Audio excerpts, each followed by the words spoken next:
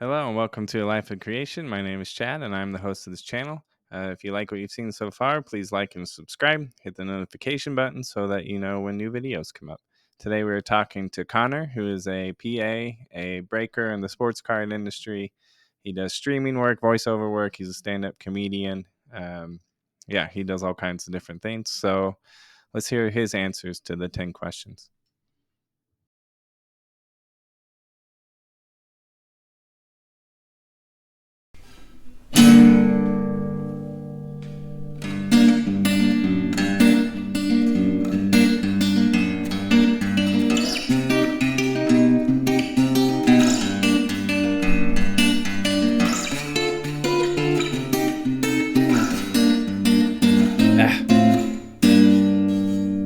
Just use an overlay. I didn't say your last name because I have no idea how to pronounce it. It's all right. Cacciottolo, like catch Cacciottolo. tolo, like catch a toe, foot. Hello. Yeah, low. All right, welcome to Life of Creation. I'm here with Connor, and he is going to answer the 10 questions.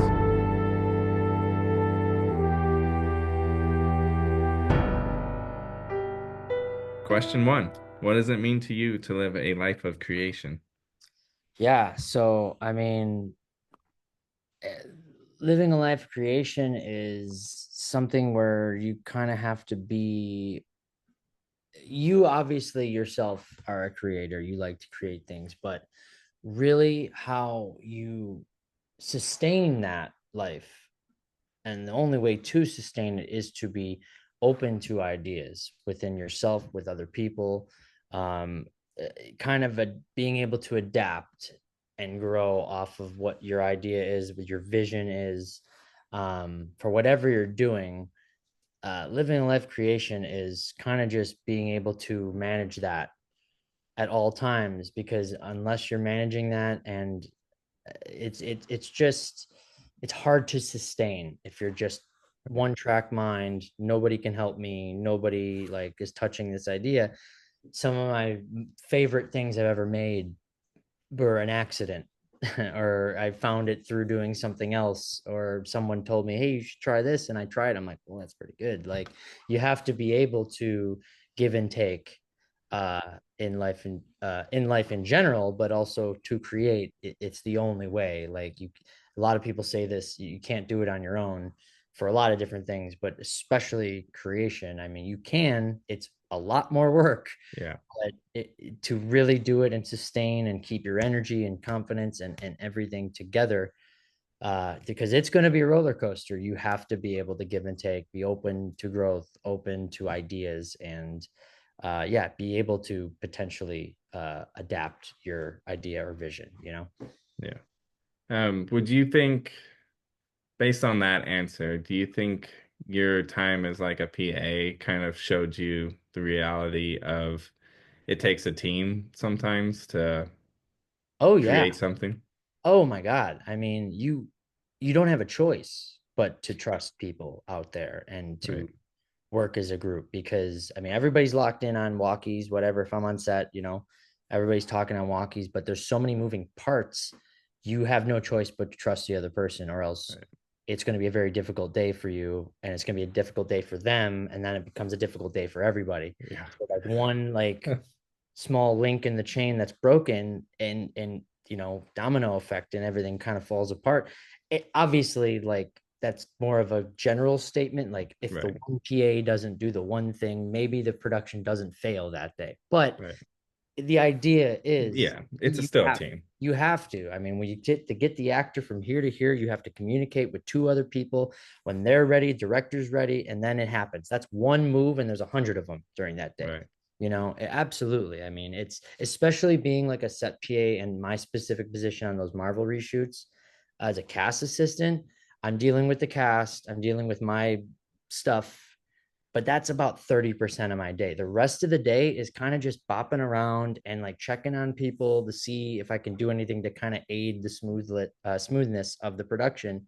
Right. Because if you can help everybody on set a little bit, make it go smoother, I mean, you become invaluable on set. And to be Right. Yeah. honest, that's half the reason I was even brought back for the Marvel reshoots, because it was supposed to be just one movie, 3 weeks. It turned into 6 months, and that turned into the next year and a half, just because I made myself useful and team player, like team player, being a good chat, good vibe, team player, nice, like that will take you so far out here. Right.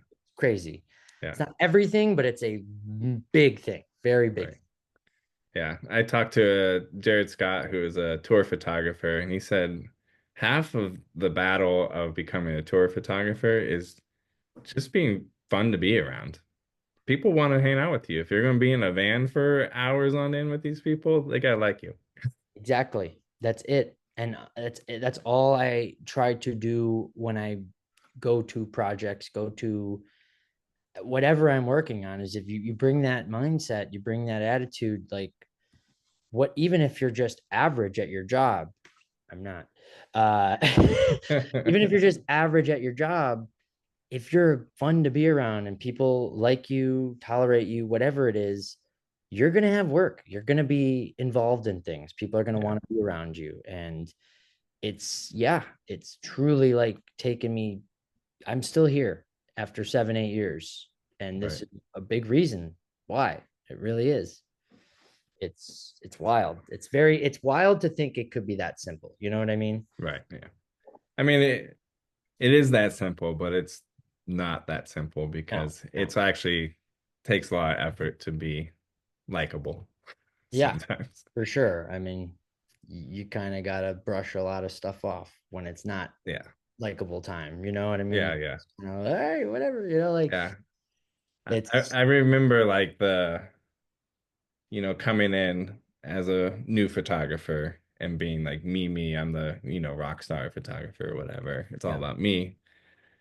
And then now it's like, no, there's 20 people on this thing that make this image. It's not me. I push the button at this point. right.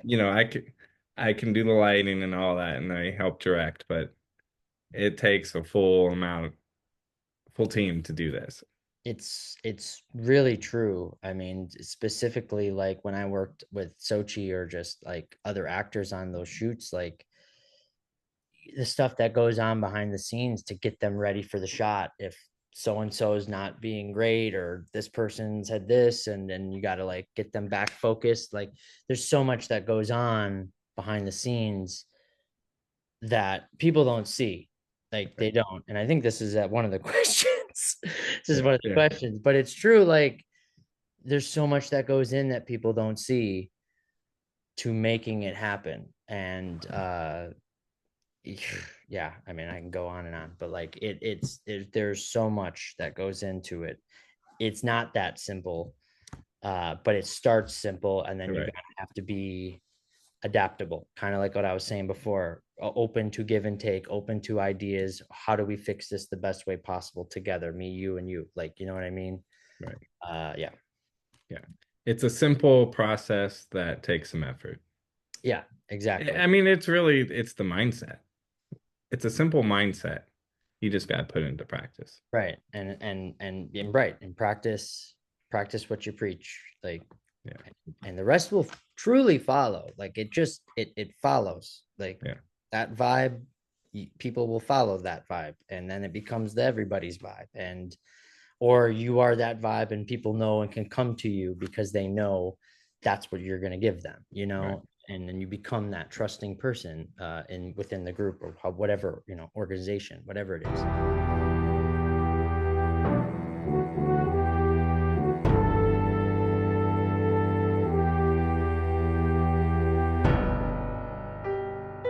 Question two. I think most people view creators based on their end results and don't really see all that goes into the creation. Based on what you do, which is you can touch on every, little part that For since you sure. do so many different things. Yeah. What are some things that are crucial to your creation that most people never see?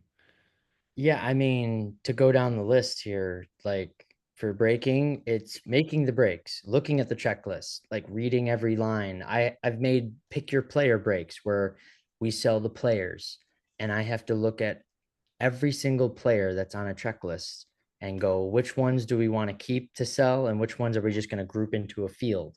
It takes hours sometimes to Yeah. build these things, especially when I first started the stream. It was like I was doing 2 to 3 hours of computer work after I'd worked for 10 hours on the stream.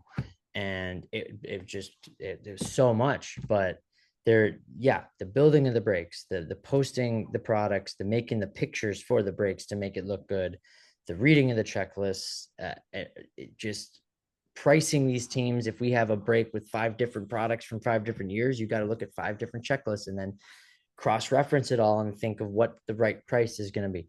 People don't see that. They wake up the next day, we're live, breaks are Right. live, I'm tired. That's what they see.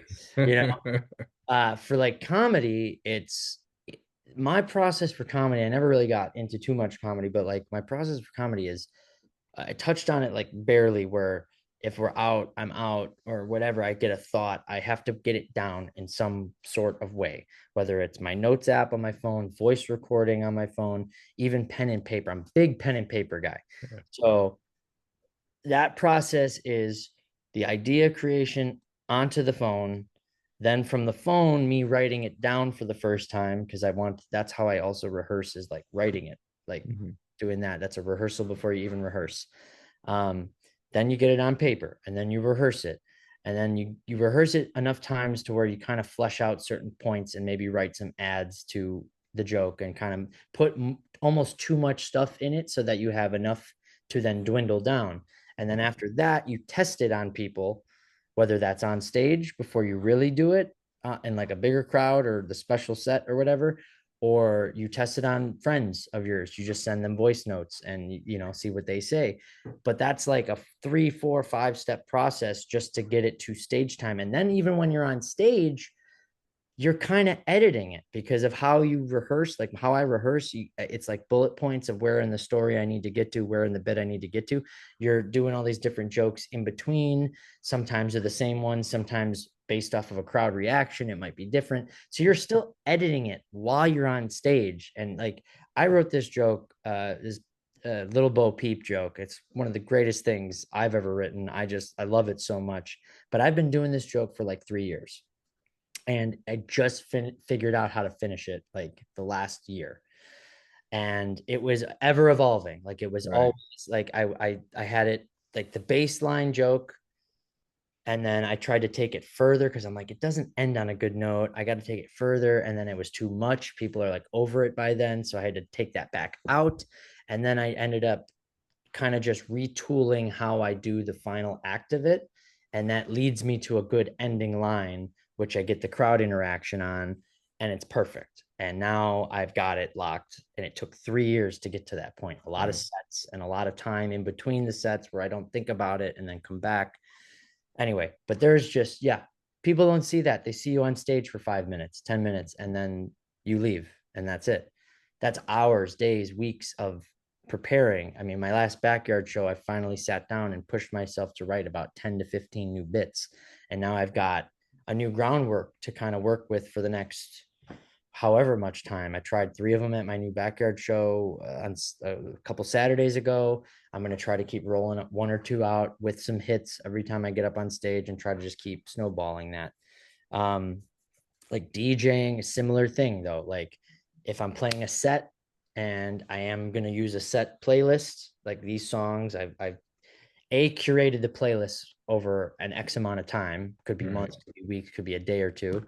And then from that, you practice with the songs and transitions and what works, what doesn't work. I like that with this song versus that song. The speed's got to be the right speed. And then you go and show up and you do the set. And Right.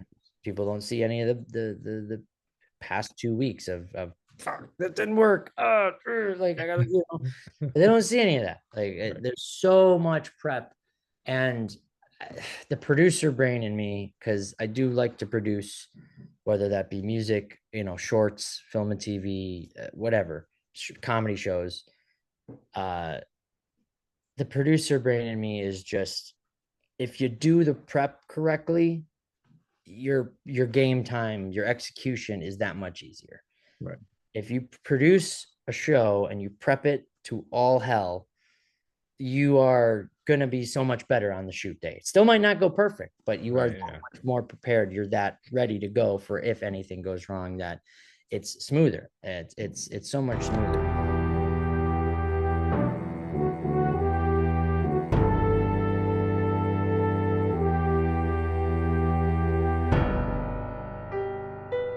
Question 3. Do you believe you need to be passionate about what you create? Technically, no. Technically, you could sit there and make stuff that you don't like and you're just good at it and you Right. don't like it, you're not passionate about it all. To be honest, that was like half the second half of working at entertainment. Like I was good at this. I It was a paycheck and it was cool people I worked with, but I was just not passionate about it anymore. And you do start to like, unless you're that good and what have you, you start to kind of lose a little focus and you start to lose it where you're just like not into it. And that's just me because I'm a passionate guy. So like some people Right. might be able to just block that out and just keep going for years. But I lost steam a little bit. And so it's like technically no, but to sustain Right. creativity and sustain a life of creativity, you kind of have to love it. And even if you don't love it all the time, you got to love it at some points. Yeah. Uh, Finished products or the grind of it all. You have to love some of it, or else it's just not sustainable. You're kind of just it's like working a job, like any job that Right. whatever you don't like this job. You're there. It's a paycheck. It's just not sustainable. So I Yeah. would say technically no, but really yes to make it last. Yeah. I usually say if you do have that job that you don't necessarily love, it's important to do something outside of that job That's that would sustain you through that job. exactly. I mean, But honestly, that's a passion thing, and so right. you need passion at some point. Exactly. I mean, for me, like I'd have to do that, Yeah. when I get caught up in this job and I'm like, I've just been working all day, like, and I don't do anything creative. I actually like I get mad because I'm like, I don't, this is not why I'm here. This is just a stretch though. I have to remind myself that this is just a, rough stretch and it'll be over and I'll have time again. But like in those stretches, I almost really like going to see a comedy show or going to see Right. somebody's short premiere, whether it be good or bad. You can learn stuff from both. If it's bad, you go, I can make stuff that's better than this. Right. Get you going again. You want to make some stuff. If you go and see a great show, like I remember going to see like Tom Segura do stand up, and I'm just like, well, I'll never be better than that. So it like takes you on a peg, but you still learn and it makes you want to be like, even if they're like, well, that was great, I'm never going to be that good. At the same Right. time, like, that was really great. I want to do something like that. I want to at Right. least try. I want to try. But Yeah. yeah, I love going to comedy shows like when I'm in that rut of like I'm not doing anything. And I'm almost blessed to still work this show in West Hollywood like once or twice a month because whether I want to or not, I'm around it. And sometimes it's the perfect time when I need to be there because I'm like, I could do that set. I need to be up there doing a set. I need to write new jokes. And I finally got to that point a few weeks ago where I sat down and just like went through a year and a half of voice memos and just wrote it all down. Some of it was bad, some of it was really good, some of it's like needs work. But No, yes, passion does indeed help yeah. for sustainability. But something you were saying, going to see something, whether it's good or bad, that I feel like people who pursue their passions actually learn a lot from both of those. When I would go to concerts and see a band that I'm like, this band's not that great, I could do that. It makes me want to go home and pick up the guitar and it's like, let's go. I can do this. And then you see that a good band and you're like, wow, I got a lot of practicing to do. Do you know how many times I'm at a bar or like back in college days, I was at a party and I'm just standing there like, this DJ is awful. Like, can I please just get up there? This guy's transitions are like insane. Can I please? And one party in like junior year of college, I was visiting a friend's campus, and one party, he literally went up to the DJ and asked if I could go up there. And the dude was apparently fighting with his girlfriend on the side. And I got to go up there. Nobody knows me at this party. And I get Right. up with this guy's computer. I don't know any of the songs, but I was just like, all right, this is better. Like, let me just handle this. And it was great. They had me back 2 years in a row after that. It's just like, but I'm that way. Like, Right. guy is trash. Like, what are we doing? Or like, if there's a good transition, I'm just like, I'll point at him. I'll be like, it's a big deal. But yeah, I Yeah. mean, the passion about it, it's a real thing though, whether it's good or bad, you go see it. It gets you going in some direction. So it's Yeah. always good to go see the live thing, to go see and to go to the game, whatever it is. Yeah. It's always good. Yeah. Definitely.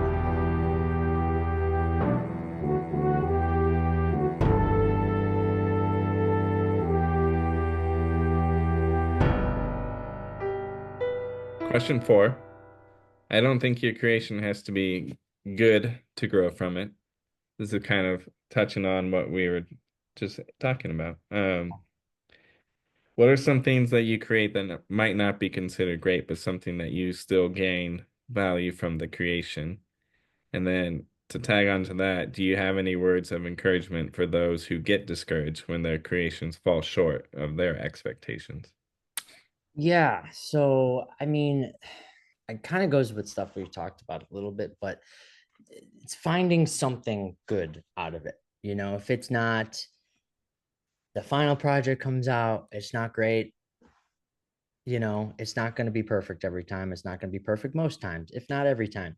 So, like, find the good part of it that you do like. Maybe try it again. Maybe Yeah, reshape it. Maybe, uh, you know, can it. Sometimes it just doesn't work. Toss it out. Try a new idea. Maybe keep the format and try a different idea within the format. Like, there's ways you could still find something to take from it and then turn that into the better project.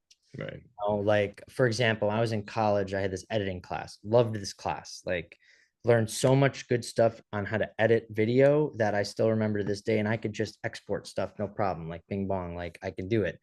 And one of the projects was he gave us an option, the professor. You could either do a found footage project where you find a bunch of footage on, like, free sites, or, the archives that are free, and you make some sort of idea, make some sort of project out of it, or you do like a trailer mashup. And I want to say there's 12 kids in the class.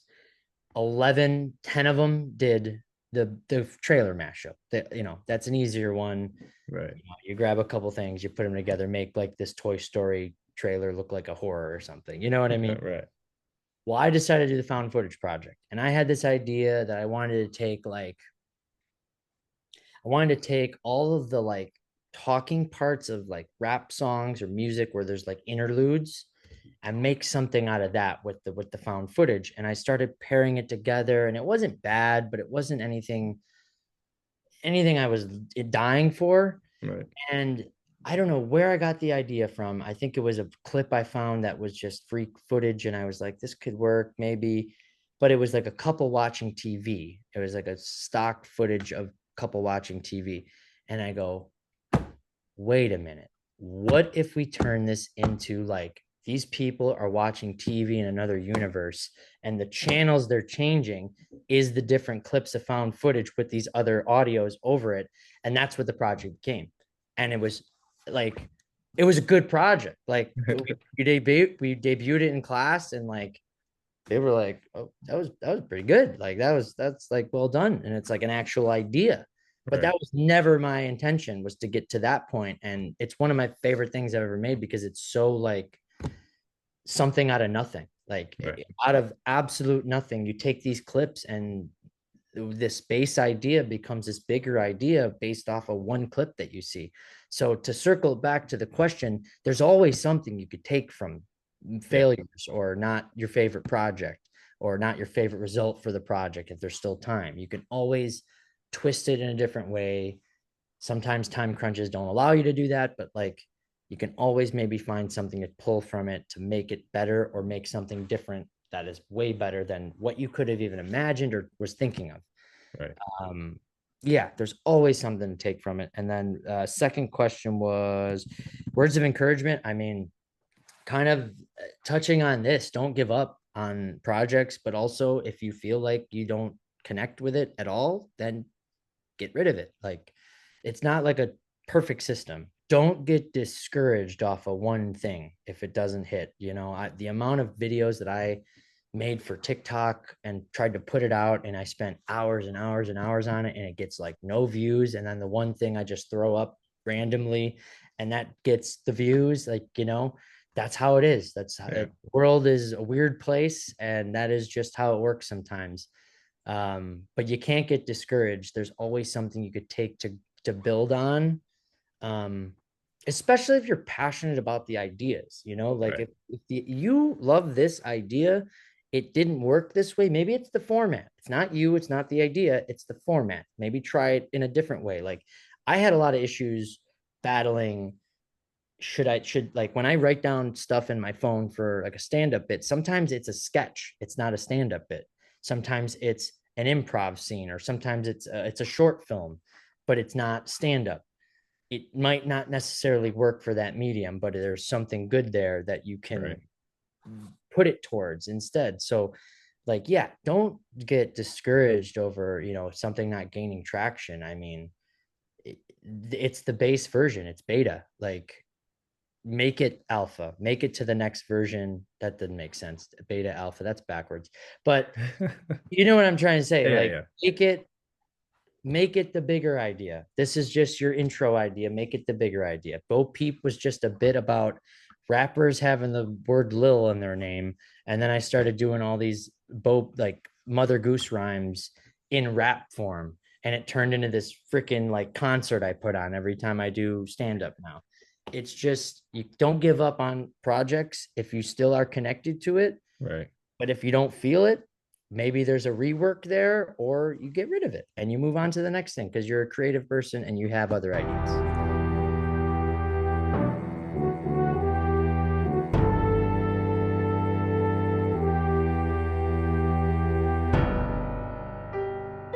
Question 5. Not all creators would consider themselves artistic. Do you believe you have to be artistic to live a life of creation? No, no, it's you can create in literally any moment, whether that is a conversation at the coffee shop while you're getting coffee with somebody. You can create a memory, a moment that is special that you remember. You can, I mean, it doesn't matter. If you're artistic, you don't have to be in your head thinking, crunching numbers, like how should I answer this in the most creative way. It's like you can be just a creative person, kind of what we were talking about with the attitude and the vibe. Like Right. you won't even realize that you're creating this moment and this relationship and this special thing just by being yourself, or being this great attitude and go getter, confident, passionate thing. uh you don't have to be an artiste to just create a special moment. And Right. it's at its core, creating starts with these moments, these ideas, small things, and then they build and they become these other things. You don't have to be, degreed out from art school, or, Christopher Nolan just to create. You can go down the street and make somebody's day. Like that is still creating. Yeah. It's funny. I've used the example of a stranger saying hi to someone. That act of creation could have created a turning point in that person's day, and that then gets passed on, or making a sandwich for someone who's hungry. Yeah. It's 100%. so many things would be considered creation. And for example, my stream, we had one of our buyers, and he's not like, I wouldn't say like everyday guy, but almost, every few days. But out of nowhere, he sends us this huge email, long email, talking about how he's been going through rough times, and he was really depressed at a point, and he found our stream, and it brought him back, brought his love of collecting back, made him happy, shows up Right. every day, somewhere to hang out. And it's just, and I'm not, and while this is happening, I don't know this is happening with him. Like Right. I'm just in my chair doing my thing. And then 4 months later, we get this email. It's truly amazing. The little things you can do that make people's day and change the course. I don't know. It Yeah. sounds drastic and dire, but like sometimes change the course Yeah. of life. Like it's crazy.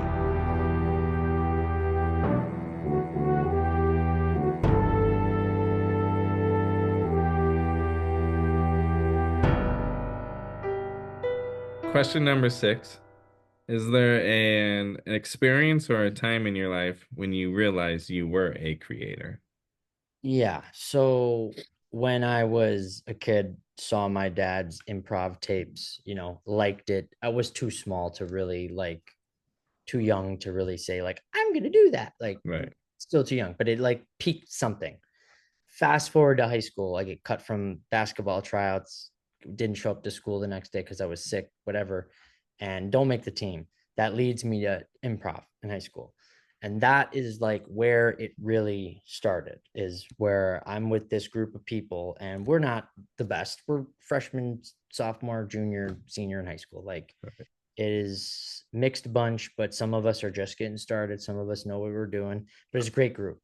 And when I started on that group, like freshman, sophomore year, we had, 20, 30 people go to the show. It was fun time, but it was just fun to create with people and I enjoyed it. And then like as I got older, my senior year, we had the whole theater packed. We had like 200 to 300 people watching these high school improv shows during lunch or the break period or whatever it was. And just that medium of Yeah.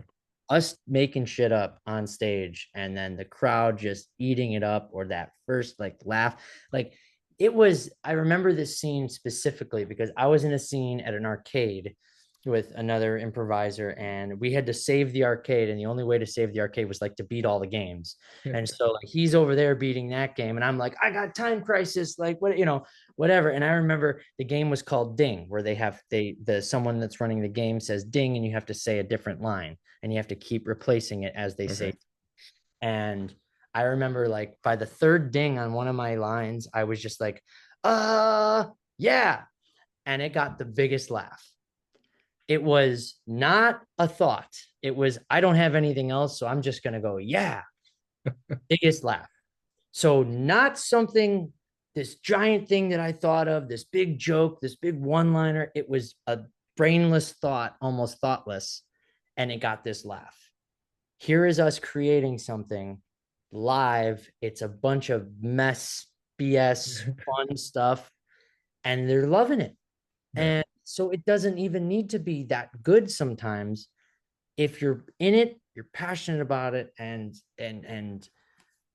they see that you're in it and you're this character and you're taking it seriously, even if you don't have the perfect line. Like a lot of my improv life, I was the B, like I was setting someone up for the big laugh. And I loved it because it made our group so much better. Like it just like, because we trusted each other in that group, whether it's in high school or college, because it did carry into college. When I went to Hmm. college, it was almost that on steroids. Like everybody that did improv in high school that was okay at it is on this team. And there's tryouts. You got to go through auditions and like everybody, it's got to be unanimous to get in the group. I know it's like improv college. Yeah, Yeah. it was a whole thing, but there was a reason behind the madness. You make the team, it is truly like one of the closest knit groups you will ever have. And by senior year, this was our last show that we did senior year. And man, if I could go back and do one more of these, I'd pay top dollar because there's truly nothing like this. We packed a 400 seat lecture hall almost every Friday night. And this is Yeah. college improv on a Friday night before people go out. There's no room for anybody. The staircases are filled with people sitting on them. Fire hazard for sure. So I don't know. I guess to circle it back with the question is just like it started improv because it's truly like the most broad, but in a good way for creating. And you could kind of find what you like, what you don't like. Like that ended up leading me into stand up. Like improv was Right. great, but then I had to kind of try to make money, and what makes more money out here is stand up. And so I kind of pivoted into that. And then, yeah, just doing that type of thing made me think, I don't think I'm going to be like an accountant, or I'm going to be a finance person, or I'm going to be like a scientist. This is my bread and butter. Right. It just feels right. I like making people laugh on a daily basis. And here's a platform to do it with a group of people that have the same goal. Right. And it's such a special thing. And, obviously, all good things come to an end, but it's just the next thing. Like, okay, this was great. How do we turn this into more an adult version? Okay, stand up. How do we turn this stand up into a sketch or a skit, or, what have you? But it all started with improv in high Right. school. Maybe even seeing my dad's tapes, him doing improv. Uh, but improv was just the groundwork for all of this creativity and wanting to even be out here and do this type of thing. It's all in.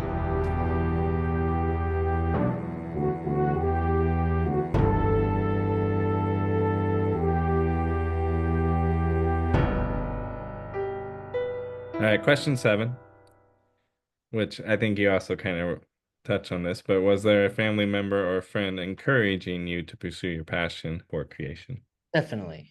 My dad. My dad was he tried his hand at acting, voiceover, uh, stills, improv. Truly, I think he wanted to do this, Right. but couldn't. And so he has been the biggest supporter for doing anything out here, staying out here, following your dream. Um, when I said I wanted to come here before I moved here, he was about it.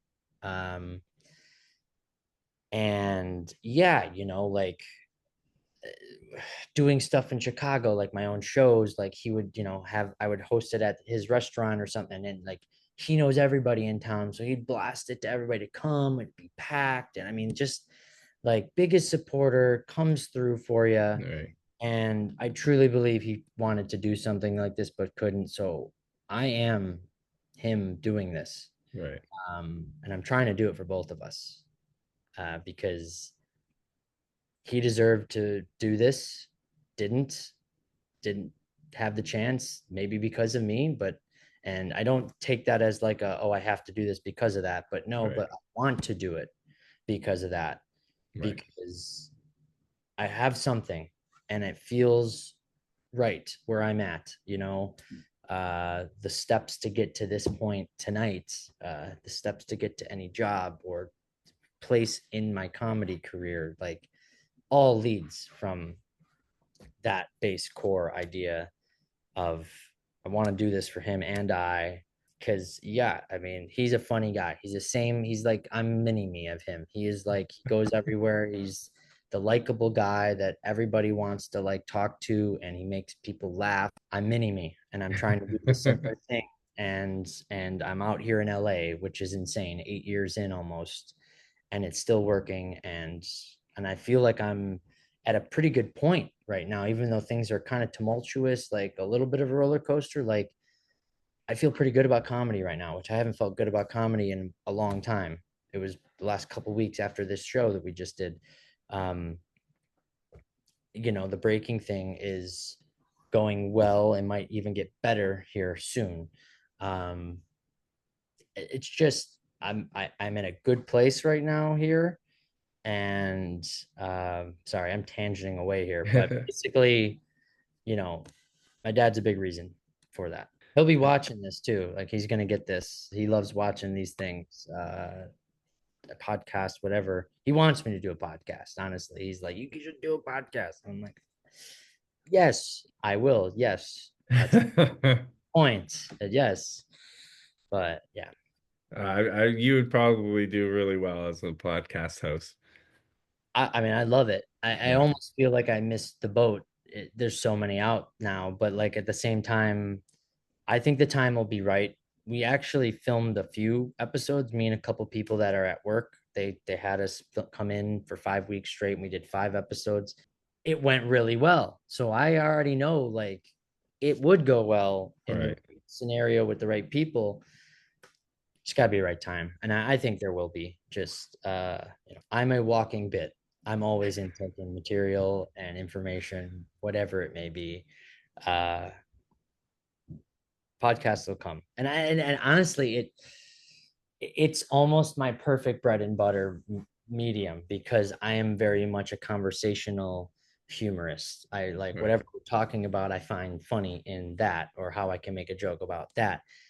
Partially dream job is to be a late night show host because Yeah. that's what it is. You get to do your stand-up monologue, you get to have the conversation and be funny. Who knows, maybe there's gimmicks too, Right. like games, whatever it is, but I would love that gig. I think I'd be very good at that gig. um, I loved Craig Ferguson when I was growing up because he ran a show that nobody else was running. Every late night show was you got a band, your host, your stars that come on, Right. comedy act, music act. That's it. Maybe a couple skits, maybe. Craig Ferguson didn't have a band. He didn't have a sidekick. His sidekick was a robot that somebody voiced backstage. He had puppets do bits on the show. It was just the most ridiculous show. And he would like interview people that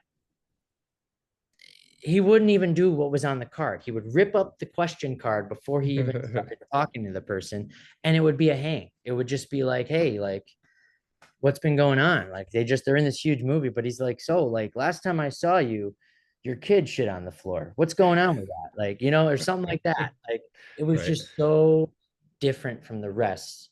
To be honest, almost to loop it back to what got me to want to be creative is honestly watching that show because it was so different and so weird and so cool and it worked.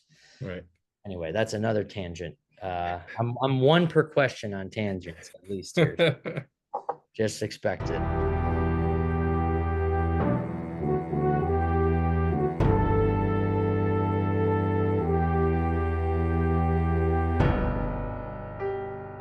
Question 8.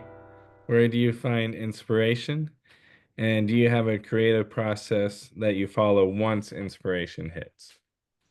So I kind of touched on it before, but like specifically for comedy, really for anything, but mostly for comedy, even breaking, but like comedy specifically, I, it goes from idea to phone to voice memo to pen and paper to flush out pen and paper to rehearsal to stage to like edit from stage.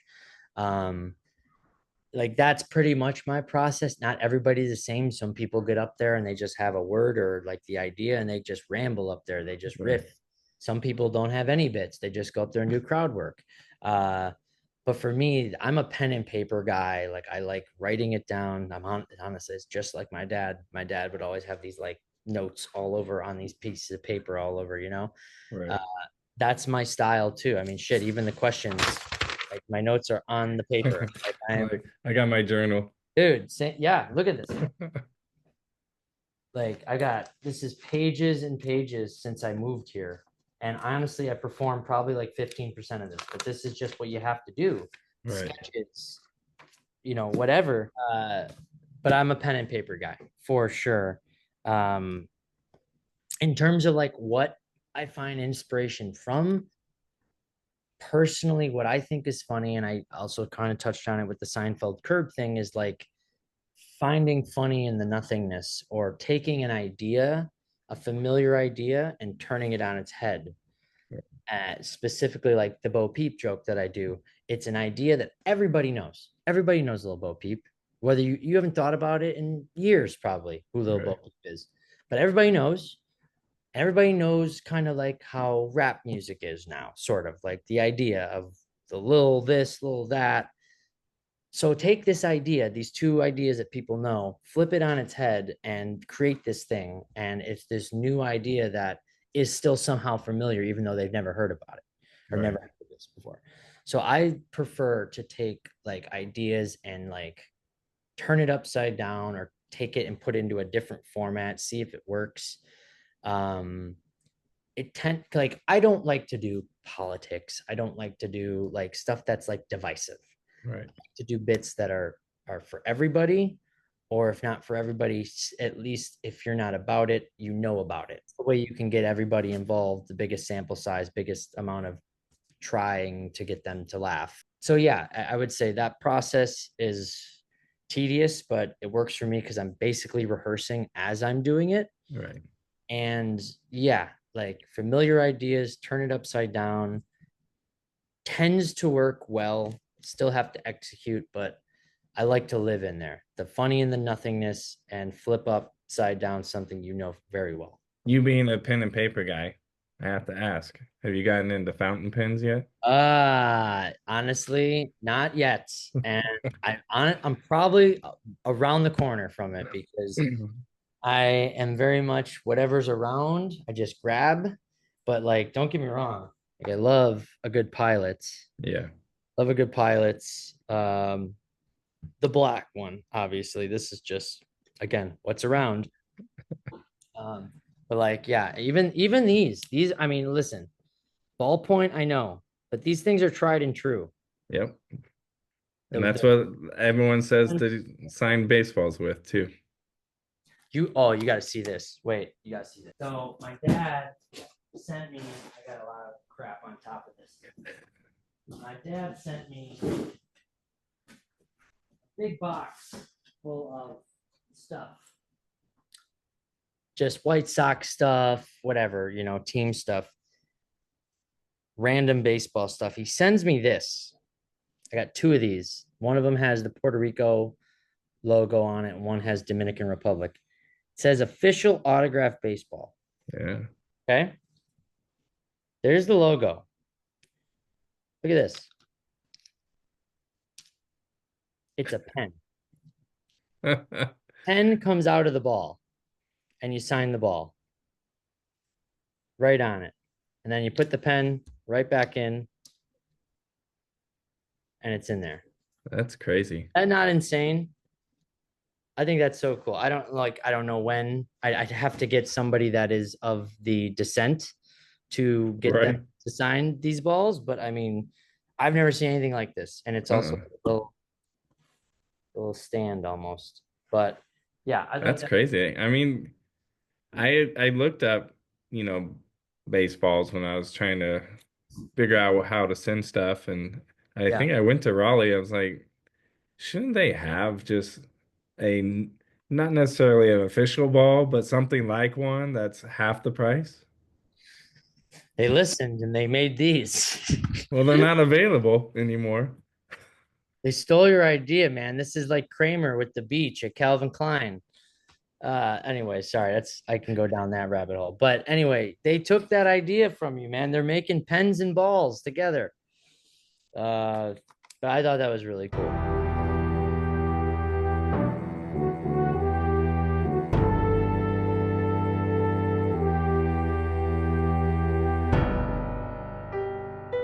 Question 9.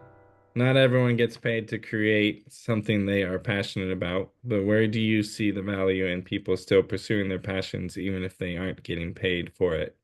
And how would you encourage others to live a life of creation even when their creations seem to go unnoticed?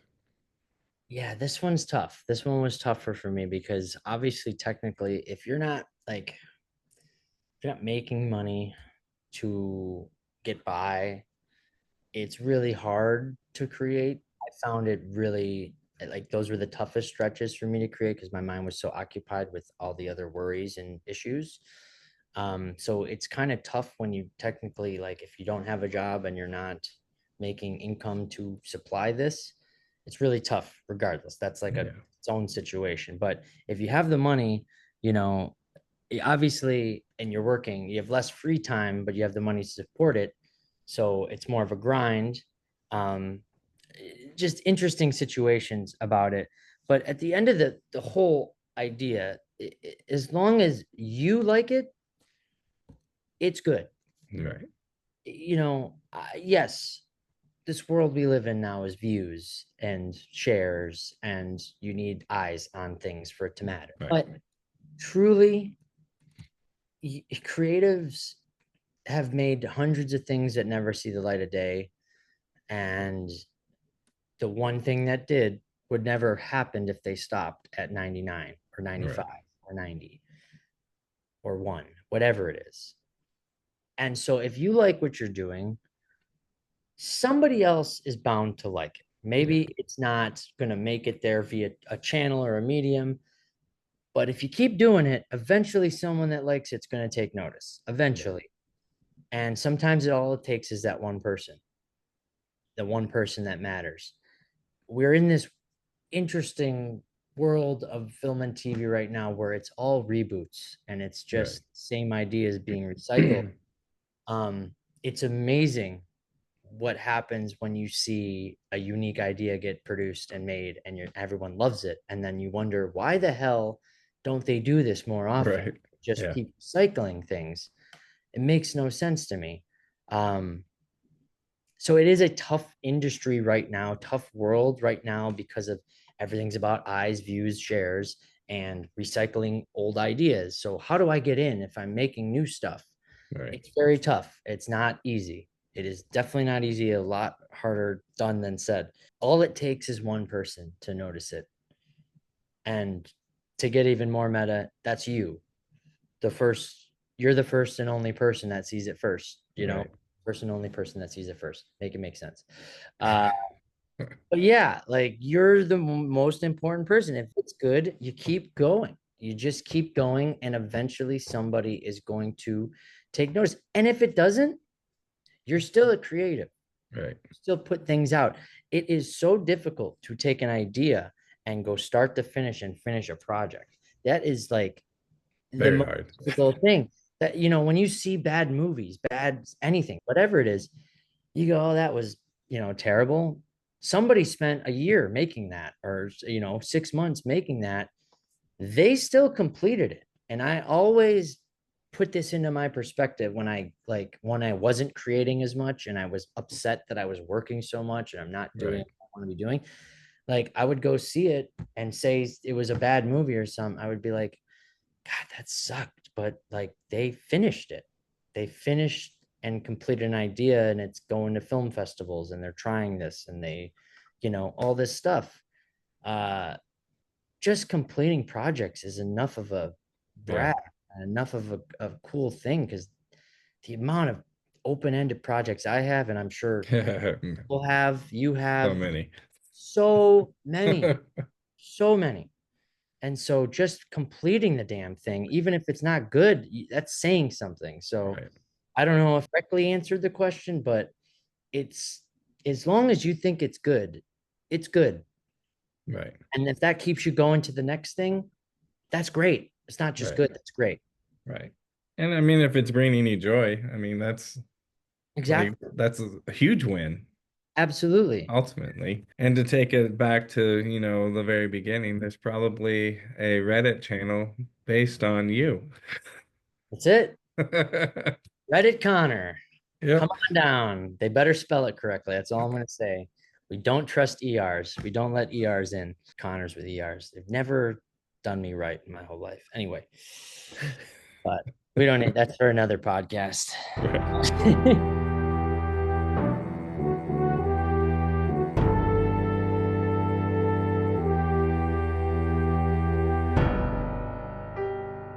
Question 10, and the last one. How would you like to see yourself grow as a creator? Broadly, I think and I'm going to steal this from Don Staley. It's truly for me, I need to handle hard better. Like I just need to have a better mindset when things get tough. I say a lot of things in this podcast. I say a lot of things in general. Sometimes I don't practice what I preach, and I need to remind myself of that and stay within myself. Um, because it's a nonstop chaotic roller coaster. And if Yeah. you can't handle it and you let it get to you, that will in that will do things to your project or what you're trying to create. So I think just handling the hard stretches better, for me, that's going to help me grow better because I'm finally like outputting stuff.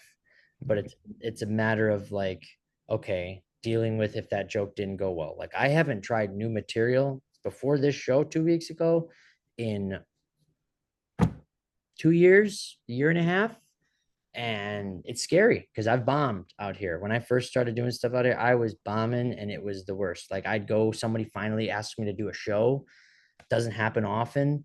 And I go to the show and this is before I knew what I was really doing with comedy Right. out here, but I do a whole set of new material and it's supposed to be packed for college night. And for some reason, something happened and it wasn't that night. And so there's 5 people in the bar. It's brutal. And Yeah. so it's scary. It's very scary. And I just need to, I think, handle hard a little bit better. Um, and just trust in what I'm trying to do, specifically like what I want to do and grow as a creator, like for comedy. The next step, like I've got a 10-minute set I could do anywhere in the world, 10 minutes, golden 10 minutes. With the new stuff, once that gets whittled down and like the hits come from those, I'll likely have about 15 to 20 minutes. I did about 15 at the show 2 weeks ago, and that's the longest set I've done. But 20 minutes and 30 minutes are like those next two Right. like benchmarks. 20 minutes, you can do a feature set. You can be the headliner somewhere. 30 minutes, you can pitch a special. And so that's like specifically next steps for me with comedy. But anyway, yeah, broadly handle hard better, specifically like level up the set to get to something that's pitchable, you know?